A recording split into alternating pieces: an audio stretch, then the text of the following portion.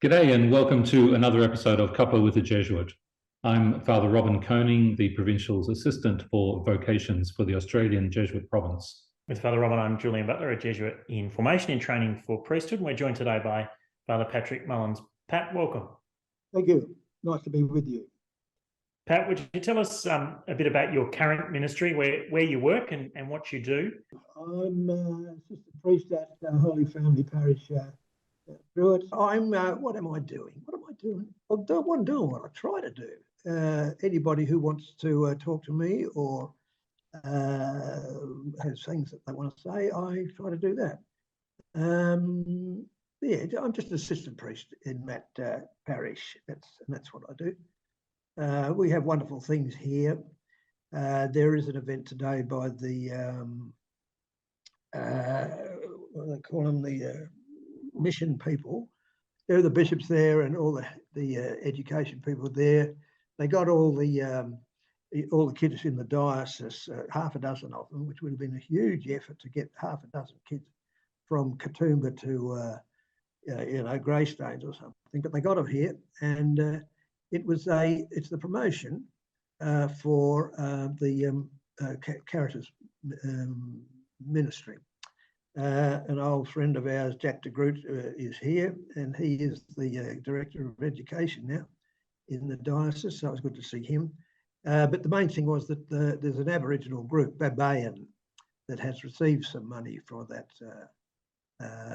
cause, and they spoke very well, including the message that we need a voice. We need a voice, and that's the first time I've heard it mentioned in circumstances around here. We need a voice. We all need a voice to the government.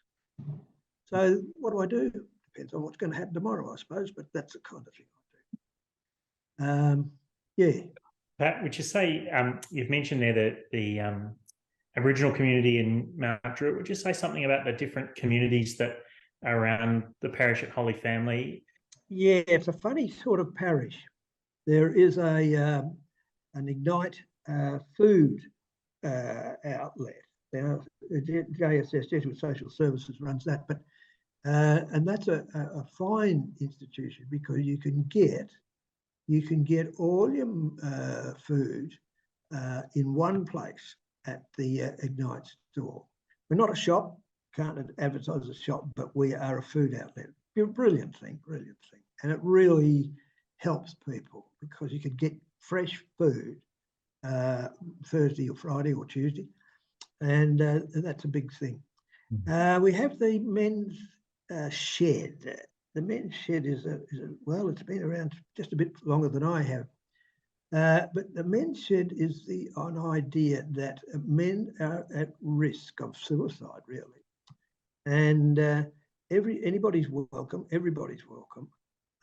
And they try to just create a kind of a talking space, a yarning space or something like that for people like that. And that you can never, of course, measure who's suicidal and what the cause is. But it really does help, and it provides a source of encouragement, a source of somewhere to go, a source of people to talk to. Well, the other things, Babayan is the talking point at the moment. That is has a long history of Aboriginal involvement in the parish and in other parishes. But they have a couple of years ago they got a school preschool event, and we managed to get that for Babayan, and they are going really well. It's got this mark of women's event, but it's for everybody, and that's a really really good thing. They have priests. They have the kids at after school, and they have yarn ups, all sorts of ways of talking to each other, the young mums and the old mums and all this sort of thing. These are some of the things. We've got a church, we've got preschoolers, we've got a school, And like on the weekends, there's always groups. We're all groups. Pacific Islanders are a big group, but we have Filipinos and people of all nationalities. We are multicultural in the best sense of the word. We sort of get on together. Anyway, there's a few things that we do. So it's a nice place to be. And if any young people are thinking, well, what can I do? What would be useful? Coming here would be useful. Coming here would be useful. The best parish I've ever come across. So. Thanks, Pat. There's a rich diversity there, and as you mentioned, one significant element of that diversity is the Aboriginal community there, and it's the latest in a series of Aboriginal communities to whom you've ministered over many years now, much of your ministry life, I understand it. Yeah. Can you share a bit about your, how that work's been for you with Aboriginal people? Look, it's been the greatest thing that has ever happened to me has been the involvement with Aboriginal people because of the spirituality. Now, Miriam Rose Borman has written about Darderi. She's written about that, and she talked about it as contemplation. And and I thought, that's it. That is it. It is contemplation. And I claim, and I know what contemplation is, and I've experienced it, and it is the highest form of prayer that, well, I think everybody would agree with that. People can tend to think it's contemplation when it's not. But the thing that goes with me with that was particularly some of the words like in Alice Springs, anama is to be or to sit.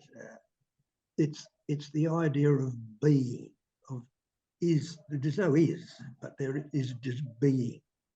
And I thought, we're the same. We are the same, and you can see it among even kids get the idea of contemplation. I wouldn't use the word, but they just being. And, over the years, I thought, that is it. That's what we're on about. We are the same, but we're different too, because we have the other side of the things, which is thinking and planning and one thing and another like that. So it's that's the best thing that I've ever experienced.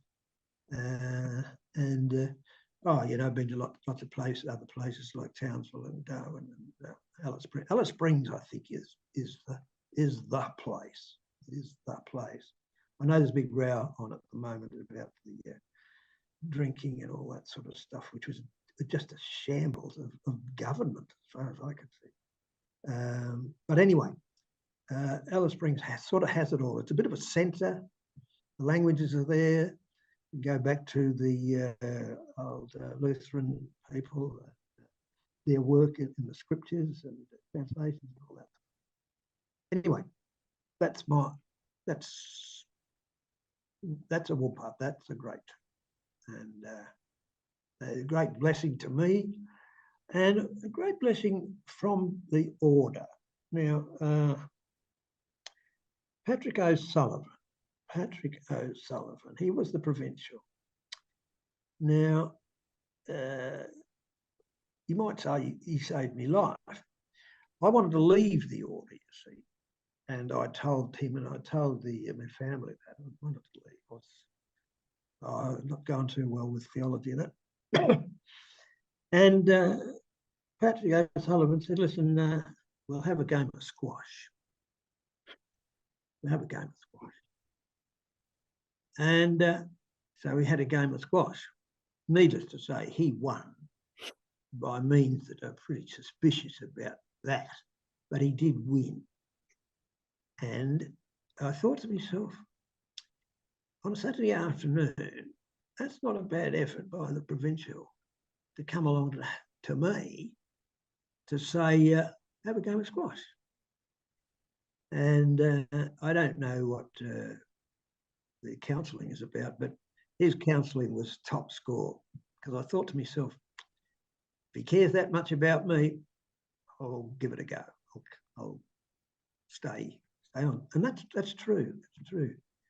And, you know, we know what we're like. We have our, you know, we've all had experiences with people in our order of various kinds. Some are outstanding and some, you know, really touch you and, you know, are examples. Well, Patrick O'Sullivan is mine. There's mine. Get another one like him. We're still cooking. So, Pat, would you tell us a bit about what got you interested in the Jesuits and what led you to joining? The faith is caught, not taught. And I caught a big dose from my father. He said very little. And I never had any pressure from him to do anything really. But I thought to myself, you know, we used to say the rosary every night, and we had to at 8 o'clock, and we said the rosary. And the old man used to stop talking after a while, and he'd sort of, I don't know what he did really, but I thought, what's he doing? He's praying or something, you know. And it was that kind of thing that caught me. I, you know, thought, you know, an influence, you know, it's just like a carpenter's kid deciding, gee, he can do that. I might have a go at that kind of thing. So that was an important thing. The old man modelled it. He just showed me how to do it, you know. So that meant a lot. Your father obviously wasn't a Jesuit, but how did that faith that you caught from your father get directed towards the Jesuits in particular? Somebody said, do you want to be a Jesuit or a diocesan? It's the Jesuit school at St. Ignatius. Been with them since grade 3 or something, and you know, well, how was it directed? I thought to myself, I could do that. They play sport. I could teach something. This wouldn't be too bad. So I don't have anything like a Cardinal experience, but I've had experiences, spiritual experiences, but not just a one shot. Pat, given those ups and downs and the experience of what drew you in and then what's held you in Jesuit life, what would you say to someone who was considering maybe joining the Jesuits? I'd tell my bit about myself, really. This is what happened to me. But I would be wanting to say, I mean, I do say that to certain people. Have you ever thought of trying the Jesuit life or the diocesan? But just to sort of say, it might be in you. It might be in you. I mean, I've felt like it's been in me since I was very small. But just give it a bit of thought. You know, it could be a very satisfying thing to engage with. Thanks, Pat, for those last reflections, for all that you've shared with us today, and giving us your time. It's been great talking to you. God bless you. Thank you.